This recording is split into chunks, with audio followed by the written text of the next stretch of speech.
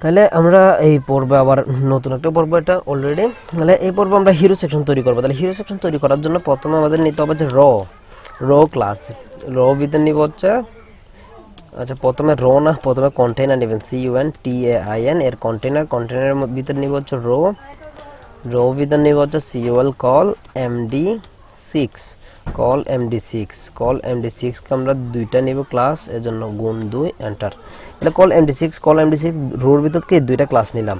তাই প্রথমটা হবে প্রোগ্রেস বার, খেয়াল যদি করে থাকেন তাহলে প্রথমটা হবে কি প্রোগ্রেস বার। তাহলে প্রোগ্রেস বার আমাদের সেট করতে হবে। প্রোগ্রেস বার সেট করার জন্য এখানে PROGRESSVAR নামক একটা কি নিলাম, ক্লাস নিলাম। এর ভিতরে নিব হচ্ছে প্রোগ্রেস বার, সবগুলো একসাথে নিব একটা একটা করে। প্রথমে নিব PROGRESS progress,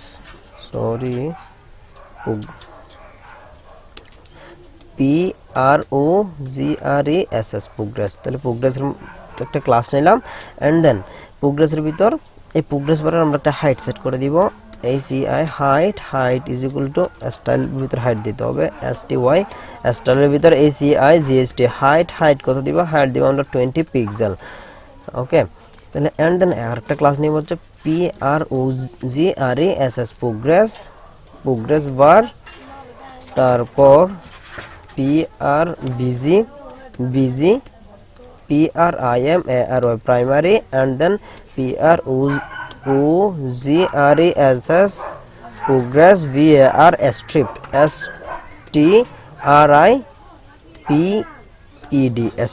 STRIPED PROGRESS progress VAR animated animated progress bar হবে আমাদের। দেন এখানে স্টাইল দিতে হবে STY স্টাইলের ভিতর দিব হচ্ছে উইথ WIDTH উইথ কত দিব আমরা, উইথ দিব হচ্ছে 90%। অ্যান্ড দেন এর ভিতর দিব হচ্ছে ভ্যালু দিব 90%। অ্যান্ড ডাটা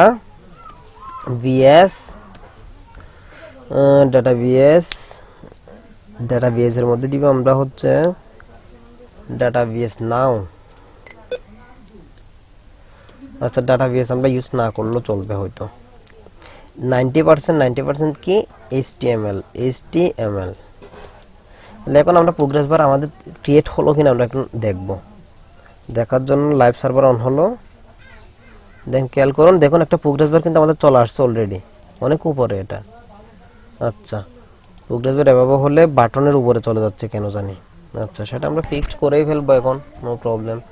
তাহলে প্রোগ্রেস বার নেওয়ার আগে আমাদের আরেকটা কাজ বাকি, সেটা হচ্ছে আমাদের একটা কি নিতে হবে, স্টাইল উপরে একটা টেক্সট নিতে হবে যে আওয়ার সার্ভিস অথবা আওয়ার স্কিল নামক। যেমন ধরেন এখানে যদি এসে এটা আমরা নিই না এখনো, মাই স্কিল লিখে নিয়ে এটা আমরা কি করে নাই, অ্যাড করে নাই, সেটা অ্যাড করতে হবে। তাহলে এটা অ্যাড করার জন্য প্রোগ্রেস বার কল MD6 এর ভিতরে তাক, রোর ভিতরে আরেকটা ক্লাস নেন COL কল MD12 অথবা কল 12 যে কোনো একটা নিতে পারেন। অ্যান্ড দেন S1 নিয়ে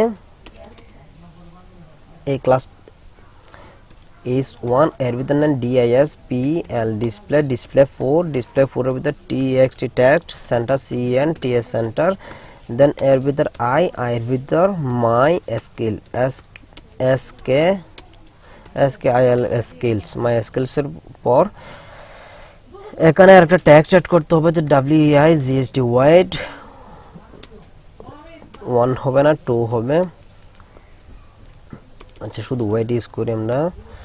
মাই স্কিলের পর এখানে লরাম ইপসামের একটা টেক্সট হবে P দে লিডের পর WEIGST wide 2, and then lorem এত লম্বা টেক্সট আমরা রাখবো না, এতটুকুই। দেন এটা হবে text centre TXT text centre CN TS centre. এখন খেয়াল করুন এখানে একটা প্যাডিং দিতে হবে কলাম D12 এর ভিতরে P3।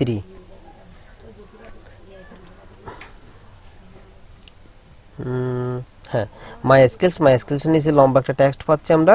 এন্ড দেন টেক্সটটা যদিও বেশি বোল্ড হয়ে গেল। ওকে, মাই স্কিলস এর নিচে টেক্সটটা অনেক বেশি বোল্ড হয়ে গেল।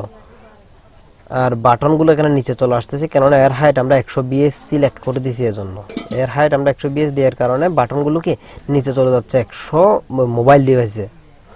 সেটা আমাদের ফিক্সড অবশ্যই করতে হবে। সেটা ফিক্সড করার জন্য আমরা করব কি, আমরা ভার্টিক্যাল হাইট 100 এটা নিয়ে ফেলবো, ভার্টিক্যাল হাইট 100 দিব না আমরা। ভার্টিক্যাল হাইট 100 দিলে যেহেতু প্রবলেম হচ্ছে এখানে, এটা আমরা পরবর্তী ফিক্সড করব। দেখুন এখন কিন্তু ঠিকই আছে। এই স্মল ডিভাইসে যদিও ছোট, কিন্তু বিগ ডিভাইসের ক্ষেত্রে এটা পারফেক্ট। অ্যান্ড দ্য লরেম ইপসামের টেক্সটটাকে আমাদের একটু পারফেক্টলি সাজাইতে হবে। সেটা হচ্ছে লরেম ইপসামের টেক্সট কই, এটা এটা এখান থেকে কাট করে নিয়ে এটাও আই ট্যাগের মধ্যেই দিয়ে দেন, আই ট্যাগের মধ্যে দিয়ে দেন। অ্যান্ড দেন ওয়াইড 2 না দিয়ে এখানে 1 দেন, ওয়াইড 1। ওকে, এখন এখন ক্যালকুলেট করলে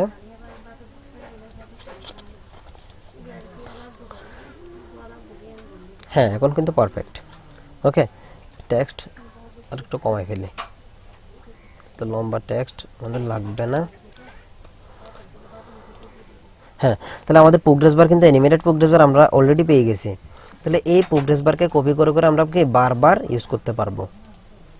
প্রোগ্রেস বারকে কপি করে বারবার ইউজ করার জন্য এতটুকু পর্যন্ত প্রোগ্রেস বারটা কপি করলাম, কপি করে পেস্ট 3 4 5। তাহলে আমরা এখন সবগুলো অ্যালাইনমেন্ট করে সাজাইনি। প্রথমটা হচ্ছে HTML, এখানে একটু স্পেস, এখানে একটু স্পেস। তারপর হচ্ছে CSS। আমাদের CSS সম্পর্কে দক্ষতা কতটুকু? CSS সম্পর্কে দক্ষতা দিব হচ্ছে 85%। এখানে 85 দেওয়ার সাথে সাথে এখানে উইথের ভিতরে কি দিতে হবে? 85 দিতে হবে, 85। তারপর জাভাস্ক্রিপ্ট, জাভাস্ক্রিপ্ট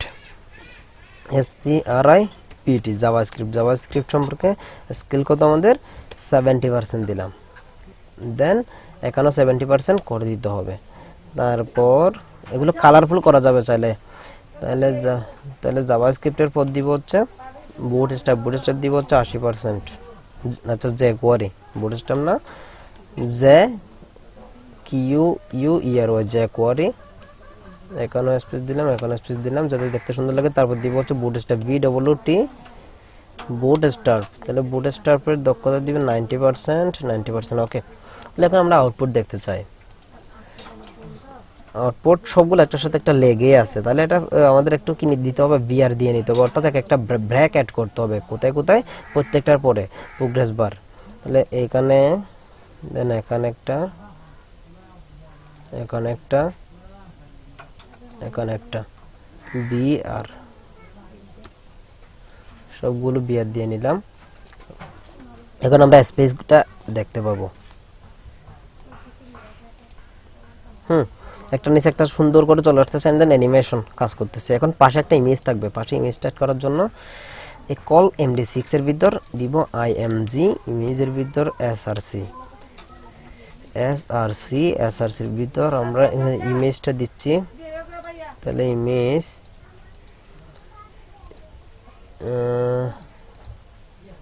কই আমাদের ইমেজ, এই ইমেজটা আমি নিলাম।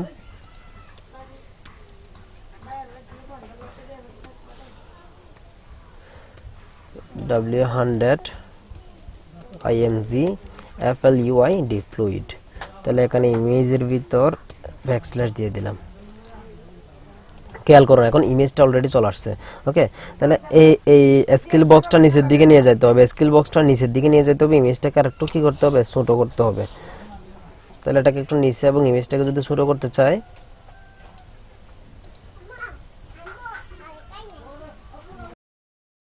তাহলে খেয়াল করুন প্রোগ্রেস বারটা নিচের দিকে নিয়ে যেতে চাইলে DMD ব্লক, তারপর ডি নান। এটার মানে কি? এটার মানে হচ্ছে যখন ডিসপ্লে স্মল ডিভাইসে চলে যাবে তখন নান হয়ে যাবে, কারণ স্মল ডিভাইসে এটা যদি থাকে স্পেসটা, তাহলে আমাদের কি হবে? এরর কাজ করবে। আর যদি DMD ব্লক হয়, মিডিয়াম ডিভাইসে যায়, তাহলে সেটা ব্লক হয়ে যাবে। তাহলে MB5, এটাকে 7 করে দিলাম, দেন এটাকে দিলাম হচ্ছে 5। ওকে, এটা আরেকটু নিচে আসা দরকার। তাহলে আরেকটু নিচে নিয়ে যাওয়ার জন্য আমরা আবার স্পেস দিব, তাহলে স্পেস